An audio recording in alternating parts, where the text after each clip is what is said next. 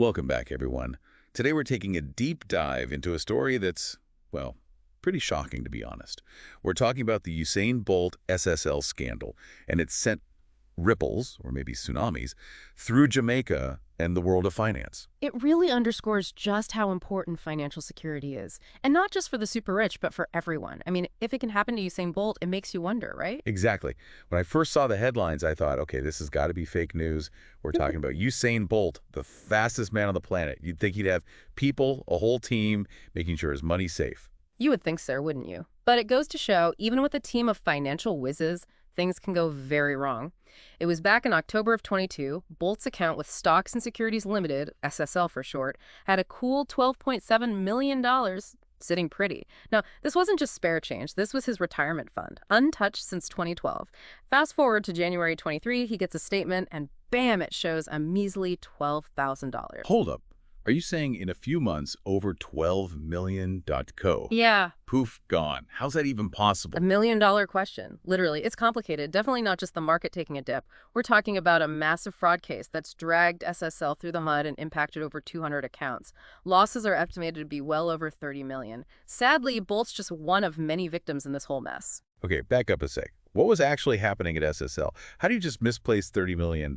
Were they just, like, leaving piles of cash lying around? Well, it wasn't quite that blatant, but it seems there was a severe lack of, shall we say, oversight at SSL. This is where it gets even juicier. The whole scheme was exposed by a whistleblower. One of their own, a former employee, risked everything to bring this to light. Wow, a real-life whistleblower. That takes guts. So what did they uncover? What was this scheme all about? The investigation's still ongoing, so the nitty-gritty details are under wraps for now. But it looks like SSL was involved in some seriously shady dealings.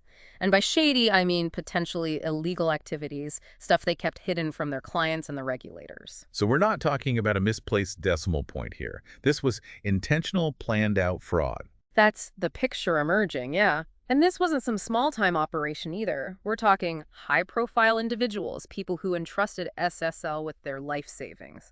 Athletes, entertainers, business moguls, the whole nine yards. But of course, it's Bolt's name that's making headlines worldwide. I can only imagine.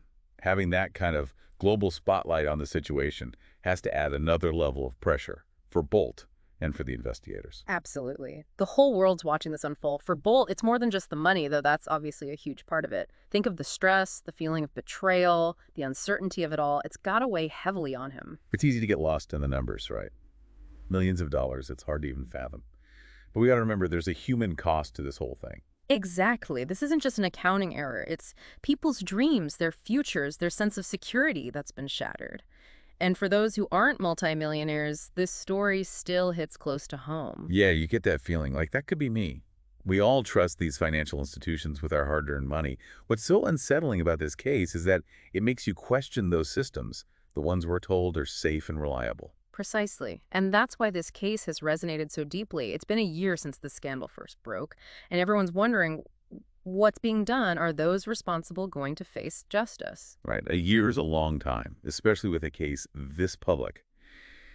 Have there been any breakthroughs in Bolt's fight to recover his money? Well, Bolt's legal team's been busy, filing lawsuits, demanding answers from SSL. But, as you might imagine, this isn't a simple open and shut case. Financial investigations, especially ones with potential fraud, are notoriously complex. I can only imagine. Trying to trace transactions, shell companies, sounds like something straight out of a movie. Practically is. And to make it even more complicated, this investigation spans different countries, legal systems, coordinating with authorities, navigating international regulations. It all takes time, adds layers of complexity. So it's not just about catching the bad guys. It's about navigating a bureaucratic maze, too. In a way, yes. But what's important is Bolt isn't backing down. He's been very vocal, determined to see this through. His resilience in the face of all this, it's pretty remarkable. Yeah, I saw he posted something on social media marking the one-year anniversary of the scandal. He did. It was a powerful message, about staying strong, keeping the faith, fighting for what's right. He didn't explicitly say SSL, but it was clear he was addressing the situation head on. I think him speaking out is important. Keeps the pressure on both on SSL and the investigators. It also shows he's not just going to be another silent victim. Absolutely. His willingness to be open, even with the emotional toll it's taking, speaks volumes about his character. It reminds us that behind the headlines, the legal battles, there's a real person deeply affected by this ordeal. It is inspiring to see Bolt's determination, but it also makes you wonder, if this could happen to someone like him, what does that say about the rest of us? If someone with his resources and global platform is facing this uphill battle, what hope is there for everyday people? That's the question, isn't it? And it speaks to a much bigger issue. In Jamaica, and frankly, around the world, how do we make sure our financial systems are actually protecting the people they're supposed to be serving? Exactly. This isn't about one athlete or one financial institution. It's about the integrity of the whole system. You got it. And while Bolt's case is unique, being so high profile, the issues it raises are, sadly, pretty common.